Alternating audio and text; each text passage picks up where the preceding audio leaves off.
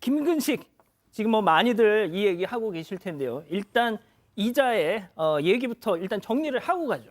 네, 지난 2006년인데요. 초등학생에게 접근해서 짐이 너무 무거운데 아저씨 좀 도와달라라는 말로 유인한 뒤에 승합차에 태웁니다. 그 이후에 이 피해자를 마구 때리고 인적이 드문 곳으로 이동해서 성폭행한 사람입니다. 9월에 검거되기 전까지 인천과 경기 일대에서 총 11명의 미성년자를 대상으로 연쇄 성폭행을 벌였습니다. 당시 피해 학생들은요, 딱 한 명 17살짜리를 제외하고는 모두 9살에서 13살 사이의 초등학생이었습니다. 김근식은 아동청소년 성폭행 등의 혐의로 징역 15년을 선고받았고 복역했습니다. 자, 모든 비극의 시작이 다 이거예요. 미성년자 11명을 성폭행하고 고작 15년 선고받았다는 거. 그러니까 그 당시에 이 아동 성범죄자에 대한 형량이 지금하고는 이제 양형 기준도 많이 다르고 그러다 보니까 지금 생각하면 도무지 말도 안 되는 정도의 낮은 형량이 선고가 된 건데 2006년 당시에 김근식은 전과 19범이었습니다. 그리고 2006년에 지금 미성년자를 11명 성폭행했다고 하지 않았습니까? 근데 2000년에 이미 초등학교 여학생을 성폭행해서 5년 6개월 실형을 선고받고 출소하고 딱 16일 만에 9살 초등학생을 다시 성폭행한 겁니다.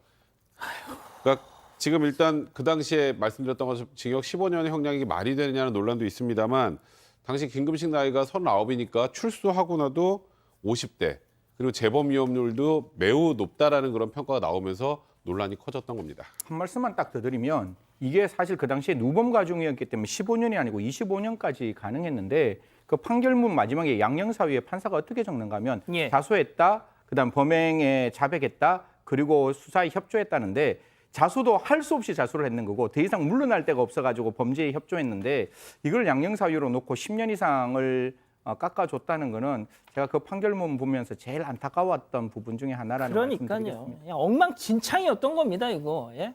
자, 그런데 원래대로라면 오늘이 김근식이 나오는 날이었는데요. 아시는 것처럼 그러질 못했죠? 이번 사건 체크포인트 짚어보죠. 12번째 소녀의 응징입니다. 자, 이 기자가 좀 얘기를 해주시죠. 네, 12번째 새롭게 나타난 피해자는요. 2020년 12월 말, 지금으로부터 2년 전인데 인천 계양경찰서에 자신이 김근식에게 강제추행을 당했다고 고소장을 접수를 합니다. 이 당시 같은 상황은 조두순 출소와 맞물려서 언론, 매체나 인터넷에서 김근식이 함께 주목을 받고 있던 시기였습니다. 당시 언론에서 공개한 김근식의 모습을 본 피해자는요. 이 사람이 나의 가해자였다라고 김근식을 지목하면서 경찰을 찾아왔다고 합니다. 이 재판에서 드러나지 않은 또 다른 미성년 성폭행 피해자가 14년이 지나서 김근식을 추가로 고소를 한 겁니다. 사건 발생은 2006년이었는데 당시 미성년자 강제추행의 공소시효는 7년이었습니다. 그런데 2011년 성폭력처벌법이 개정이 되면서 이 공소시효가 없어졌기 때문에요. 지금이라도 혐의가 밝혀지면 언제든 기소가 가능하게 되면서 이전 범죄 혐의에 대한 영장 청구가 가능했다고 합니다. 자, 승희 의원님, 그러니까 저 사진이라도 공개가 안 됐더라면 이런 일이 애초에 없었을 거라는 거잖아요. 저는 저 사진이 제일 처음에 되게 불편했어요. 저거 지금하고 완전히 얼굴 다른데 저 사진 저거 공개해봤자 무슨 소용이 있겠느냐 싶었는데 저 사진이 그 피해자 입장에서는 알 수 있는 얼굴이었어요. 이게 그 당시에 성폭행하고 바뀌지 않는 얼굴, 15년이 지났으면 저 얼굴이 아니었을 거잖아요. 그렇죠. 그리고 그게 13세 미만의 어떤 그 사람이 제가 뭐 2차 피해가 있을까 봐 더 이상 말씀은 안 드리겠는데 저걸 보고 얼마나 무서웠겠어요. 얼마나 이렇게 치가 떨렸겠습니까. 그럼에도 불구하고 저 사람이 나에게 강제추행을 했다라고 고소를 했다고 하니까 정말 저는 꼭 한 말씀 드리겠습니다. 지금 헌법재판소가 저런 어떤 미성년자 성폭행범을 영상 녹화를 하고 난 다음에 그걸 증거로 사용할 수 없거든요. 그걸 위헌 판결해서. 그럼 저 소녀가 지금 법정에 가서 정언을 해야 된단 말이에요. 그러면 수사당국에서는 절대로 2차 피해 발생하지 않도록 법원도 그 피해자가 진술하는 데 있어서 절대로 위축되지 않도록 정말 잘 좀 이렇게 재판 과정에 좀 이렇게 피해자 보호를 위한 조치를 취했으면 좋겠다는 말씀까지 드리겠습니다. 자, 그런데 소장님, 네. 김근식이 이 건에 대해서는 저 그런 적 없어요 이렇게 막 부인한다면서요? 네, 그렇습니다. 계속 부인을 하고 있어요. 그래서 이제 경찰이 피해자하고 김근식을 따로따로 여러 번 면담을 했습니다. 그리고 피해자에게 그때 그 당시에 김근식의 사진도 보여줬지만 교도소에 있을 때 김근식의 사진도 보여줬고요. 그리고 언론에 공개된 또 사진도 보여줬고 다 사진을 보여주면서 정말 이 사람이 맞냐라고 물어봤는데 맞다라고 여러 번 대답을 하고 있고요.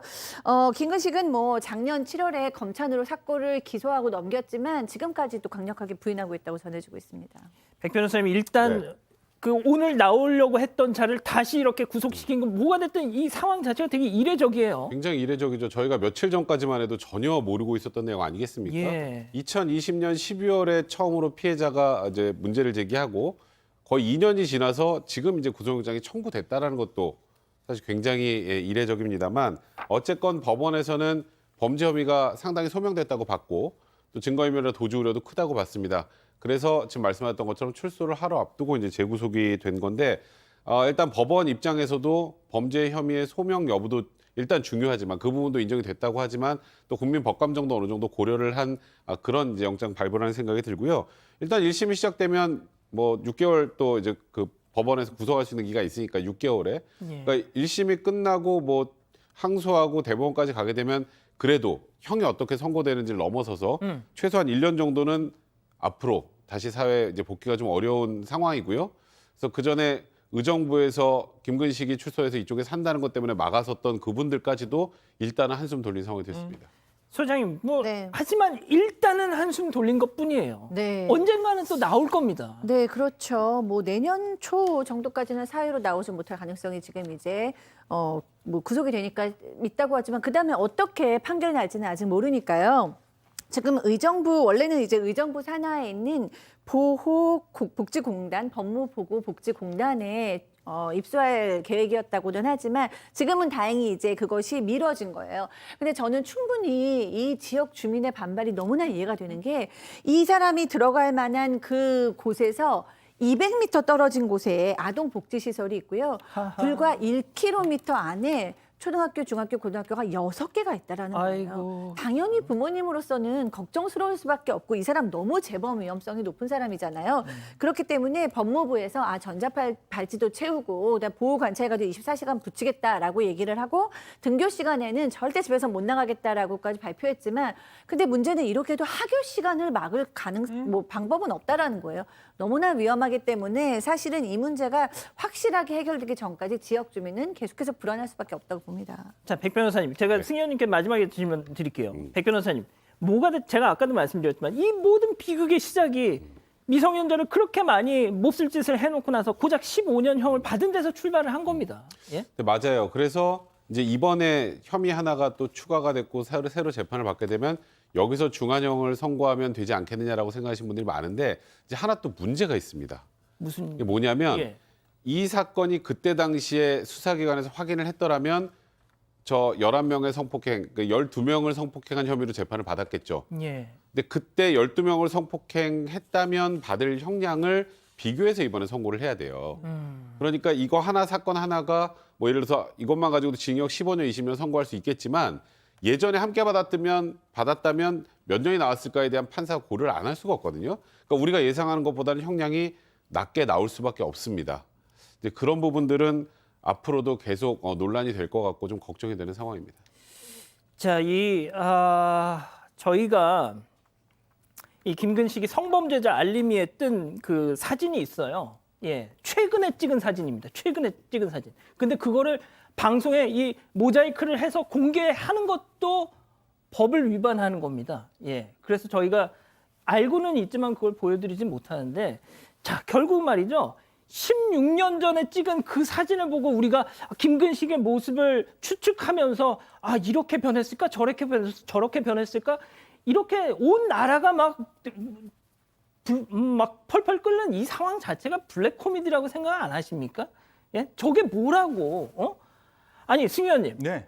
진짜 제가 사건 반장하면서 제일 열받는 게 진짜 뭐 이렇게 그냥 신상을 공개하는 게 어려워요. 저는 뭐 사실 이게 신상 공개라는 제도 자체에 대해서 굉장히 부정적인 사람이에요. 이게 왜냐하면 국민들한테 그 사진 보고 저보고 도망가라는 거잖아요. 양갱크 사진 보면 도망가 이거잖아요. 내가 나쁜 놈이야. 야 성재 난 나쁜 놈이거든. 사진 봐. 내가 나타나면 도망가. 이게 무슨 소용이 있겠냐는 거예요. 저 위험한 사람 세상 밖에 나오게 만드는 지금 제도가 문제인 거죠. 우리 국민 시민 여러분, 시청자 여러분 다 경험하셨잖아요.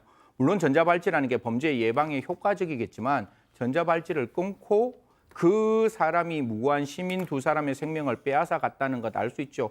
방금 우리 저 변호사님 말씀하신 대로 서울시 우리나라 대한민국 전국에 어디에 초등학교가 반경 2km 안에 없겠습니까? 그리고 문만 나가면 사실 24시간 초등학교, 중학교, 고등학교 아이들이 있을 건데 과연 김근식이 오전 9시부터 오후 10시까지 자유롭게 세상을 활보할 수 있다면 과연 우리가 전자발찌에 기대서 그 범죄를 충분히 완전하게 막을 수 있다라고 누가 말할 수 있겠습니까? 그래서 지금 법무부에서도 여러 가지 고민을 하고 있겠지만 정말 위험한 사람, 이 사람 좀 치료해서 세상 밖에 나오기 전에 재범을 낮출 수 있는 본질적인 제도가 만들어져야 되지 않을까. 그게 뭐 치료감호법상 소아성애자에 대한 치료감호가 됐건 아니면 또 다른 보호 수용이 됐건 좀 본질적인 제도에 대한 고민 이제부터는 좀 시작해야 되지 않을까. 그렇게 말씀드리고 싶습니다.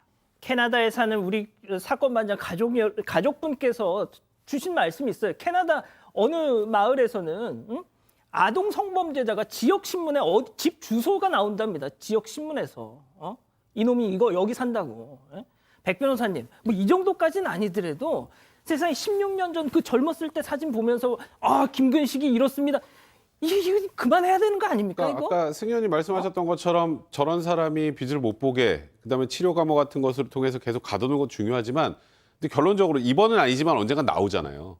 그럼 나오면 사람들에게 그러니까 성범죄자 알림이 사이트를 통해서 신상을 공개하는 건 조심하세요라는 뜻이거든요.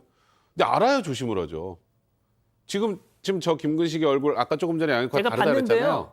완전히 다른 달라요. 사람. 완전 달라요. 그냥 노인입니다. 예. 근데 그걸 어떻게 보고 저 사람이 김근식이구나라고 생각하겠습니까? 그래서 저는 신상 공개를 하는 취지가 저 사람이 재범을 하는 것을 막는 데도 굉장히 큰 도움되는 건 아니겠습니까? 그렇다면 신상을 공개할 거면 최소한 실효성 있게 신상을 공개하는 게 필요한 상황이라고 보입니다. 알겠습니다. 첫 번째 사건 이렇게 정리하고요.